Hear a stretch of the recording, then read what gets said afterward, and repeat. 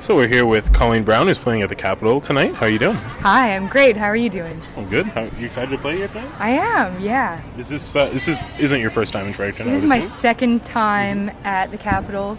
The last time was a couple summers ago, so it's overdue coming back. What kind of set are you planning to play tonight? It's a duo. Okay. Myself playing electric guitar and keyboards, and I have a guitarist with me who also sings some backups. We're pretty poppy, but mellow. So I'd kind of like to know, I'm interested, I've listened to a little bit of your music. I like it. I'd like to know, how did you get started in music? Oh, yeah, big one. That question. I have to think back really far for that.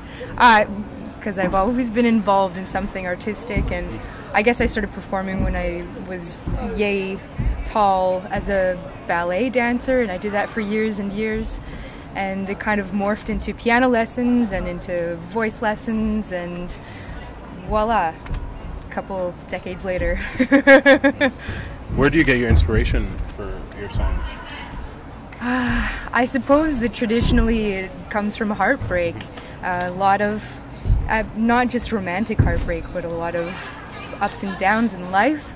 That seems to be kind of a familiar theme for me, but more and more as I mature, I am finding different places to put my thoughts and energy musically, so it's always changing. But and so you have your inspirations maybe changed a little bit, but has your songwriting process changed at all? Absolutely. And what is it like? Yeah. Well, originally I was really piano focused and super folky, in the vein of maybe Tori Amos and Chantal Kreviazek, and that kind of morphed when I started playing in a rock and roll band. I was playing bass and singing in this band, the Secretaries, which was a big party band, and I guess that made me think about music from more of a rhythmic angle and how the audience is responding rather than how I want to talk about myself. So that's totally that's changed the trajectory of my own songwriting for my solo project, in that it's kind of the two have come together as one. And I see a lot of I see there's a heavy footprint really from the Secretaries on this most recent album. There's even one of the songs that we recorded for this album for Dirt. Yeah, the song Fight Fight Fight.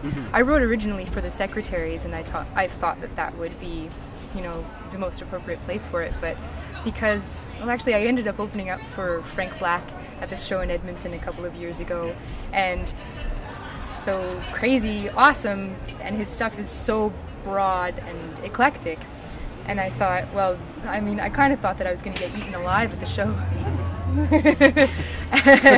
So I decided that I was going to draw from more of my rock influences, and I did that as a duo with my guitarist, and it went over really well at the show.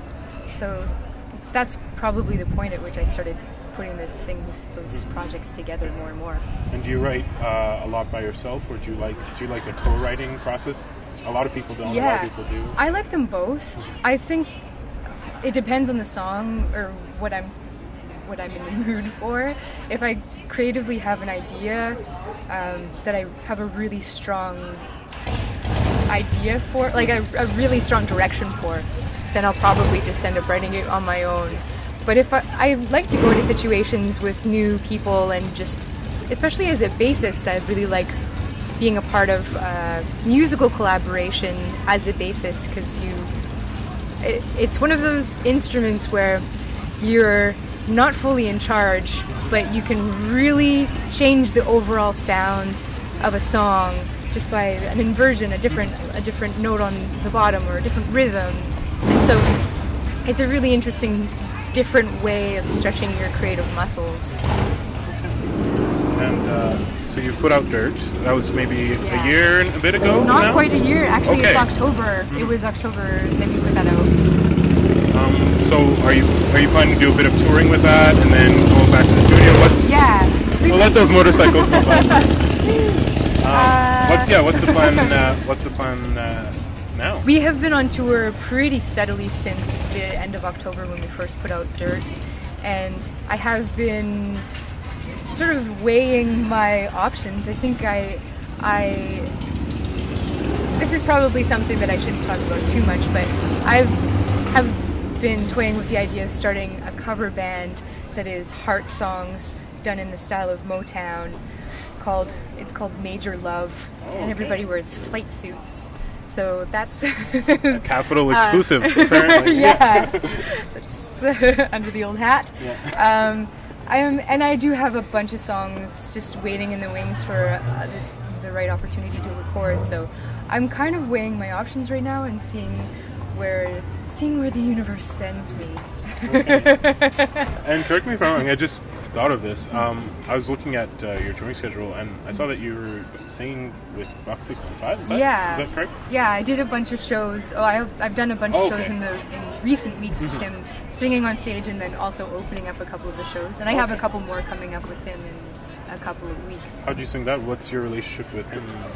We're buds. Oh, you're buds. Okay. Sometimes I cat sit his cat. Okay.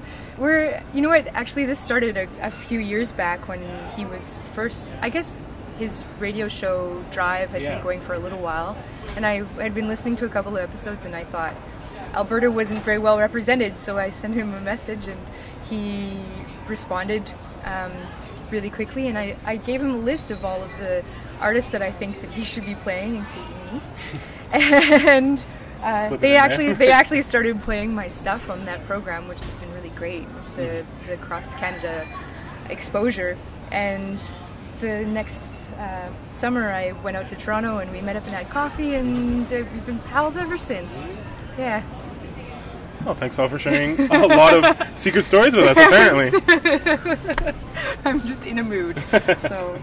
Well, thanks a lot. Thank you.